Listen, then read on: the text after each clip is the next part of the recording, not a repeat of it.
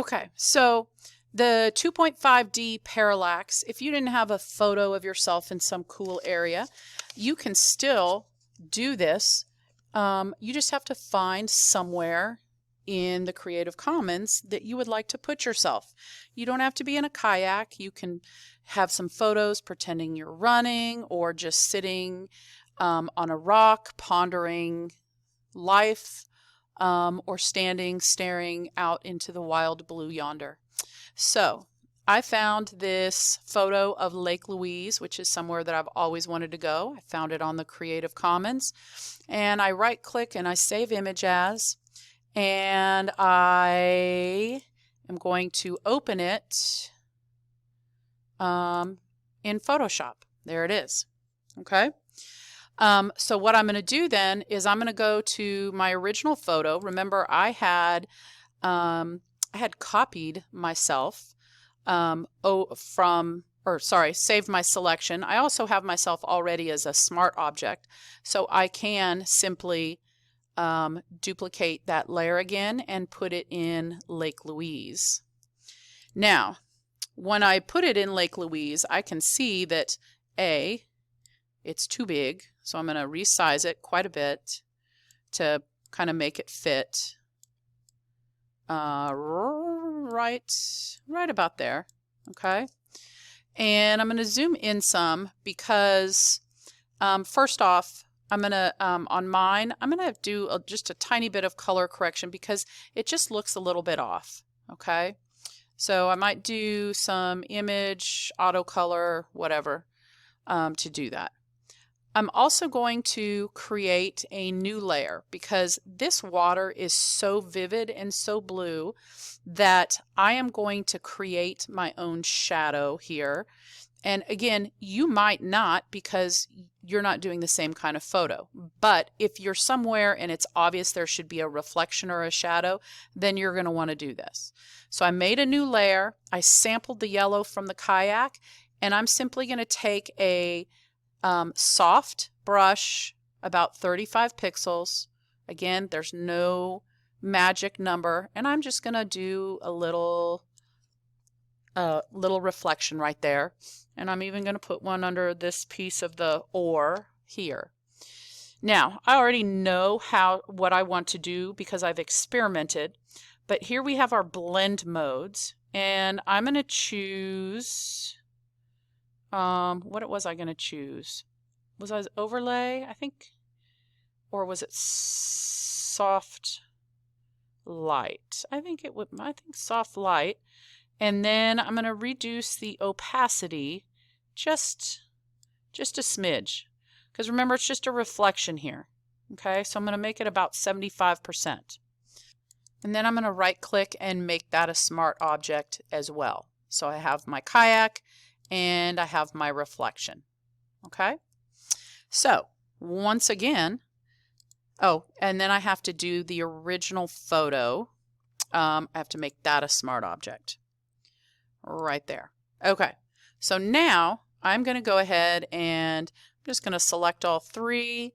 I am going to go up to File, New. I'm going to use the same settings that I made my last new document, 1920 by 1080 pixels, not inches, with 300 pixels per inch.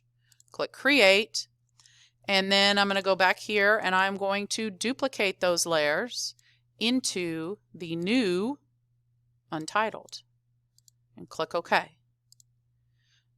Oh, and that image was not big enough, so I'm going to have to actually make this smaller, which is a good reason why you should check the size of your images before you get started. So I'm going to do another new, and so I'm going to make it a little less than half. So I'm going to say 900 by, let's say 500. I think that'll work. All right, now let me go back and let me duplicate those one more time, and Untitled 2 this time. Okay, so now when I Control T, yes, I can see that the image is bigger, which is what I want. Okay, And I'm going to position here. I still want it to be a little bit bigger, but not too big. Okay, there we go. Now, when I'm going to have those selected so that I can create a video timeline. And remember that I want my kayak and my reflection to be working together, right? They need to stay the same size, the same place. So I'm going to hit transform on both of those. And then I'm going to shift click so that I have both of those layers selected. And I'm going to move my playhead to the very end. And I'm going to hit Control T. This is going to allow me to resize both of them at the same time.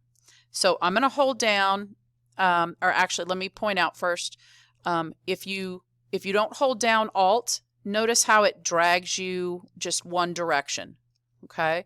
But if you hold Alt, it's going to drag you equally in both directions. So I'm going to do that one more time. I'm going to hold Alt. I'm going to make myself just a wee bit smaller. Okay, and then I'm going to hit check. Then I'm going to check the playhead. There it is. Okay, so I'm going to put the playhead back at the beginning and go to layer 1, which is where the photo is. And I'm going to make a keyframe. And I'm going to drag it to the very end. And I am going to Control T to make this photo bigger. And I want to, again, hold down Alt so that it's growing equally in every direction. Okay, and then I'm going to hit check. And I am going to scrub it to see how it works. And then I'm going to save it. Make changes as needed. I'm going to call this one Samuelson 2.5 Parallax -2 because I did 2 of them, .psd. Remember the PSD is important so you can edit it later. Then I'm going to File, Export, and render video. And while I'm rendering this video, it's got all the same settings that I need. I want to point out that because I did not have to content aware fill the original photo because I'm using 2 different photos here, the foreground and the background, I didn't have to do the clone stamp either. So this one, I had to do the clone stamp in order to get rid of the photo of me in the background layer.